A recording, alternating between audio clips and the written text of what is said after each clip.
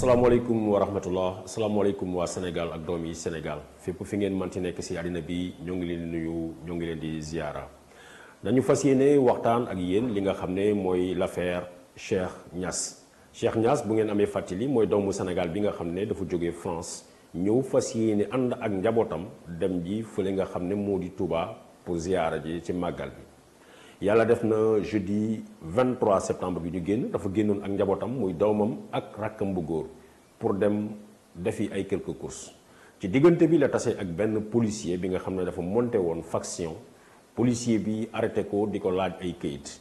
tax na ci seede yi nga xam ne yegg si nañu Cheikh dafa yoruloon li nga xam ne moo di carte grise am ak këyit yoruloon assurance bi policier bi xamal ko ni il faut que mu taxaw foofu mu immobiliser oto bi ci diggante bi jël permis am ne ko na dellu dem indi ji carte grise bi ak assurance bi nga xam ne Cheikh ne woon na ko fàtte na ko kër ga naka noonu doom ji wàcc na dem seeti li nga xam ne mooy këyit googu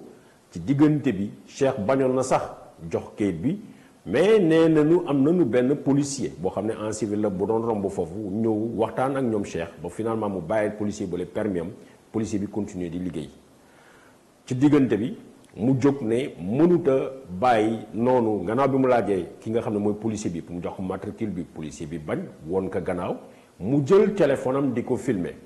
li nga xam ne moo tàngal xol bi mu di seede bi nga xam ne policier bi wax na ko mooy dafa nekk ci mbedd mi Cheikh daal di yëkkati téléphone am di ko filmer ma bëggoon tout de suite indi si éclairage bu ndaw peut-être Sénégal mu nekk pays bu particulier boo xam ne bokkul ak loi internationale yi mais fekk ab policier bu sol tenue identifiable nekk ci mbedd bi nga filmer ko loolu amul benn problème donc nekkul délit nekkul infraction nga filmer policier bu nekk ci mbedd bi parce que dafa nekk di def lu ñuy wax un service public donc droit la ci bépp citoyen en tout cas ci monde bi nga jël téléphone nga filmer policier mais aussi gannaaw bi ñu nekkee ci dëkk bi nga xam ne dañu ne la parole du policier fait foi li policier wax rek dëgg la li gendarme wax dëgg la parce que ñoom ay assermenté lañu baax na ci li nga xam ne pour opinion bi comprendre waaye pour justice suba bu ci coow amee ñu daal di am témoignage boo xam ne film la du maane yaane ñu ni policier bi li mu wax dëgg la ndax moom agent assermenté la donc dëkk yi nga xam ne dëkk de droit la dëkk de démocratie la témoignage yu filmé dafa bokk ci loo xam ne tribunal da koy accepté muy première chose. Deuxième chose bépp citoyen ci monde bi am na droit mu gis policier ci mbedd bi muy def liggéeyam mu filmer ko loolu dégg naa sax ñi nga xam ne ñu ngi appesanteur tuuti ci coow li ne donné à caractère personnel bu policier bi parce que amul droit filmer ko déedéet donc mu di à moins que Sénégal nekk benn pays bu particulier ak benn législation boo xam ne dafa safaano ak li nga xam ne mooy dox ci monde bi fépp ci àdduna policier citoyen am na droit mu filmer policier loolu moo indi li nga xam ne moo dox problème diggante Cheikh ak kii di policier bi ba tax mu décidé ni daf koy yóbbu commissariat de police dama koy gis surtout ci Sénégal policier wala gendarme bu la arrêté mu ne dafay fourrière sa oto bi day jóg daal di dugg sa biir oto ànd ak yow dem commissariat ci dëkk yu normaux yi en tout cas dans les bu fekkee ne nangu nañu ni bu ñu bañee ni Sénégal dafay nekk un état particulier mu nekk un état boo xam ne dafay nekk en arrière policier yow booy fourrière oto li nga mën a def mooy immobiliser oto loolu la tudd l'immobilisation d'une voiture yow policier amuloo droit nga dugg ci oto jàmbur ne ko kaay ma ànd ak yow dem ci commissariat bi am ngeen droit bu ngeen immobiliser oto bi jël kayit yi yóbbu ko ñu uti beneen moyen boo xam ne mooy lonku oto yi yóbbu ko ca fourrière wala bu fekkee ne commissariat de police bi nga xam ne moom la ñuy defee fourrière tax na même bu fekkee ne Cheikh dëkk bi la dëkk Sénégal la juddoo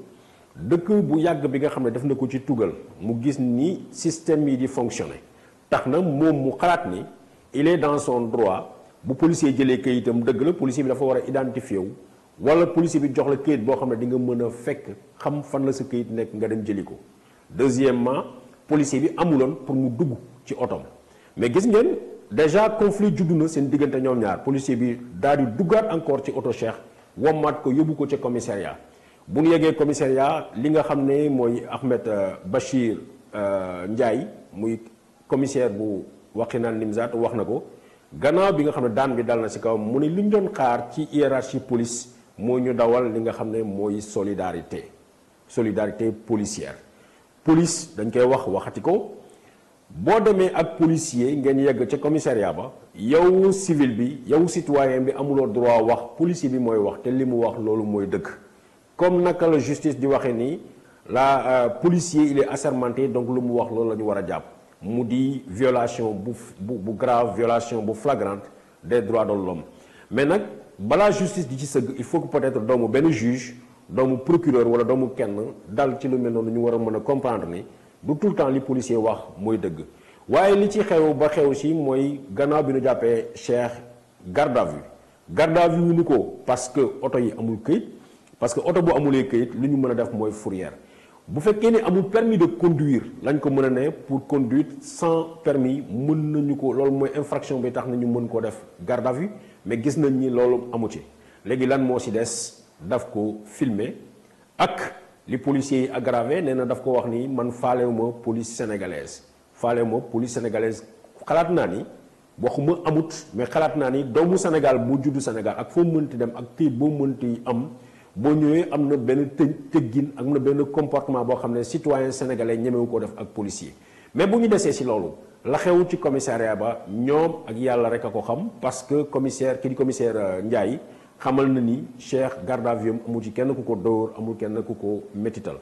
waaye li wóor ba wóor mooy Cheikh c'est quelqu'un de bien important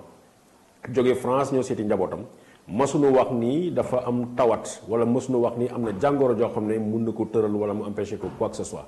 li ñu gis mooy jeune la fanweeri at ak juróom-ñeent nekk ab sportif moom la ñu xëy yóbbu ko fële nga xam ne mooy Cap Manuel muy prison bi nga xam ne fa la ñuy déférer léegi bu ñu jàllalee nit ñi déférer leen fa lañ leen di placer le temps ñu def seen 15 jours de quarantaine balaa ñu leen di yónni ci benn prison fa la nekk guddi gi mu fa nekk mu wone ni mënul ñu jàllale ko fële nga xam ne mooy pavillon spécial bu hôpital Aristide Le Dantec mu daal di génn àddina foofu ñaari fan gannaaw biñ ko déféré gis nañu ni boobu ak léegi coow li rëy na police taxaw na arc bu teew xamal Sénégal yi ni mosuta am benn dóor defe ko dara lu ko mettital donc bu nekkul police fan la war a xewe peut-être mu nekk Cap Manuel gis nañu ki nga xam ne mooy inspecteur bu prison yi te nekk fa xamal na ni Cheikh ba mu yegg si foofu dafa tawat boobu moo tax ñoom ñu daal di ko dépêché yóbbu ko fële ci hôpital Aristide Le Dantec waaye lu ci mën ci nekk diggante police la ak fee nga xam ne mooy Cap Manuel mooy garde pénitentiaire yi ca gannaaw si gis nañu ñaari fan gannaaw bi ñu waxee Cheikh génn na àddina kii di Ahmed Bachir Ndiaye muy commissaire de police muy lieutenant de police bu nu jox poste bu Wakhinane Nimzatt muté nañ ko jëlee ko fa yóbbu ko fi nga xam ne mooy centre de formation bu police tey jii génne na lettre xamal ni li mu doon xaar ci hiérarchie bi li mu doon xaar ci kilifay police mooy ñu jàppalante ñu nekk solidaire